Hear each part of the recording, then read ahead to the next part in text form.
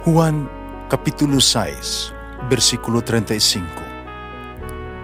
Si Jesus miingon kanila, "Ako mao ang pan nga naghatag sa kinabuhi. Ang muari kanako dili nagayod gutomon, ug ang mutuo kanako dili nagayod uhawon." Pan sa kinabuhi.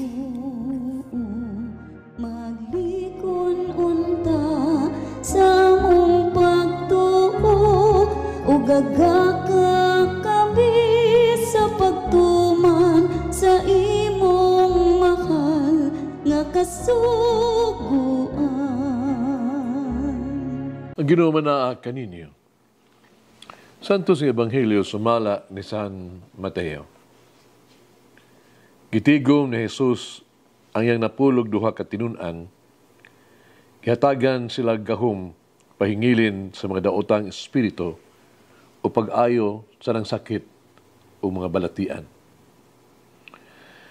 Ang mga ngalan sa napulog duha ka mga apostoles mao kini.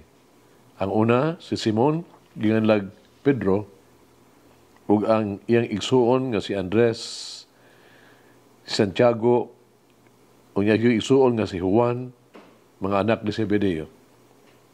Si Felipe ug si Bartolome, si Tomas ug si Mateo, ang komendador sa buhis, si Santiago, ang anak ni Alfeo, ug si Tadeo, si Simon, ang patriota, ug si Judas Iscariote, kung nagbudhi kang Jesus. Kinapulog duha, gipadala ni Jesus uban ni ining pahimangno. Ayaw kamo pag-adtos kayutaan sa mga dili Hudiyo, ibisan unsang lungsod sa Samaria. Adua hinuon ninyo ang nawala nga magkarnero sa nasod sa Israel. Lakaw kamo ug sangyaw nga hapit na maghari ang Dios. Ang Ebanghelyo sa Ginoo. Pasalamati ang Ginoo kay siya maayo. Ang iyang gugma mulungtad hangtod sa kahangturan. Pasalamati ang Diyos sa tanang mga Diyos. Ang iyang gugma malungtaron. Pasalamati ang Ginoo sa mga Ginoo. Ang iyang gugma balungtaron.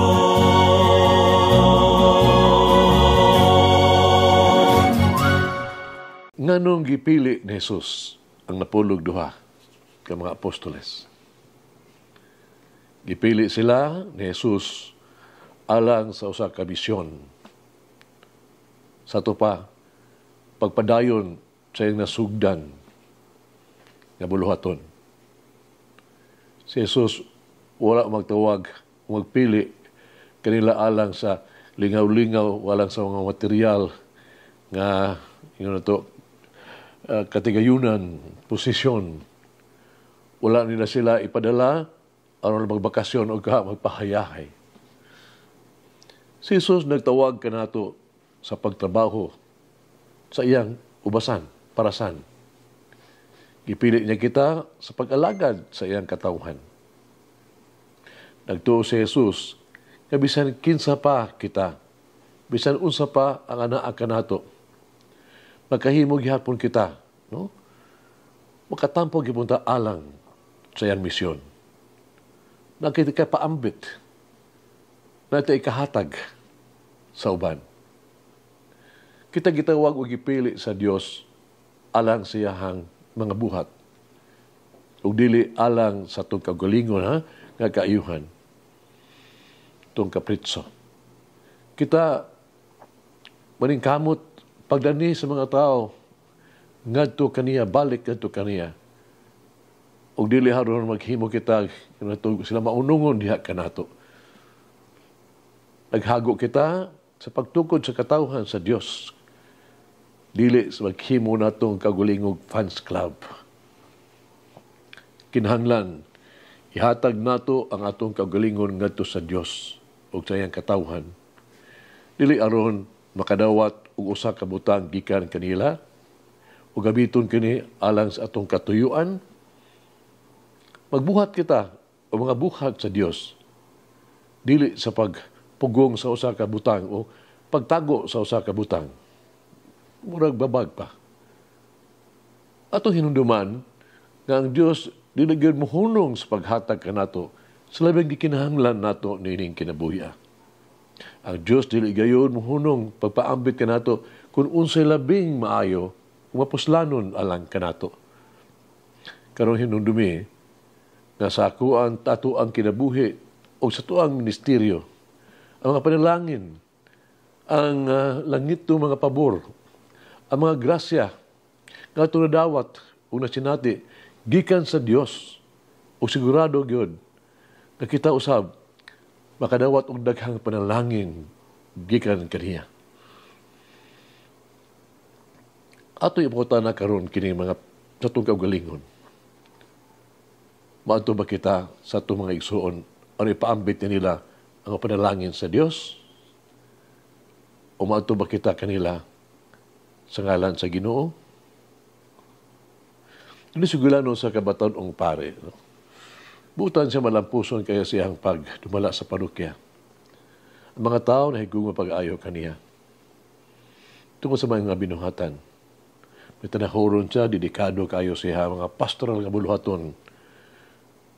Ano siya sa iyang kinabuhi sa pagkapare. Sa gayon ni Ana, gitawag siya siyang obispo. Gusto, ang iyang obispo nga siya balhino na sa laing parokya. Kining parokya, iyang balhinan, layo kayo, gamay, ug kabus nga parokya. Nabalaka gani ang obispo kung dawatong bakha ni niya.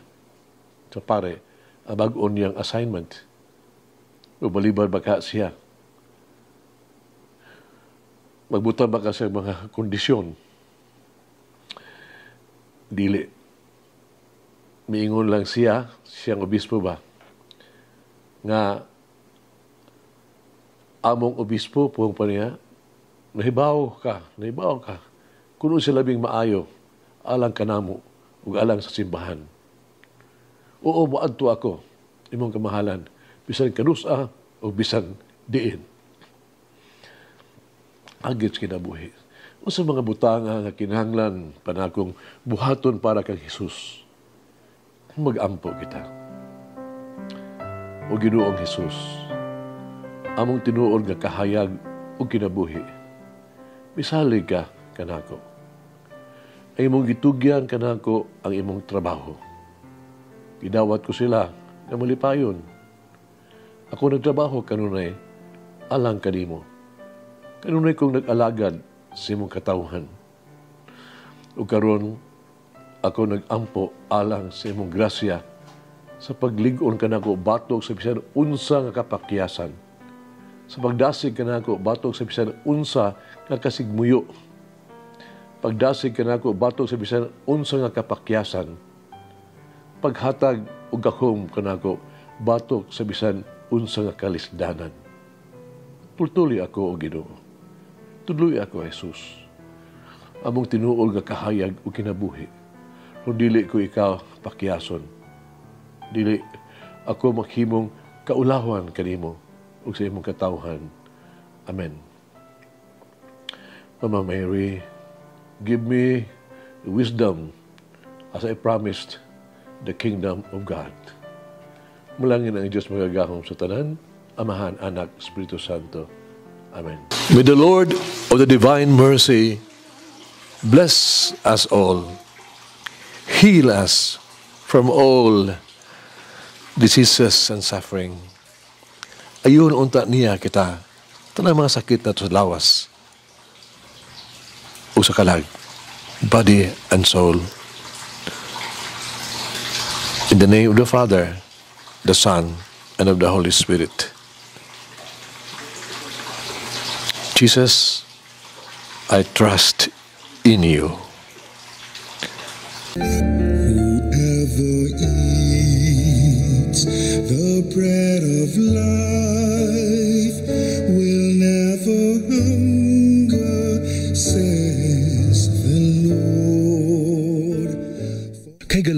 nabati ang pagpaambit ug hamubong pamalandong sa pulong sa Dios pinaagi sa tulumanon. Pan sa kinabuhi nga gidumala ni Monsignor Daddy Silva. Hangtod na usab sa sunod higayon, daghang salamat. The bread of life.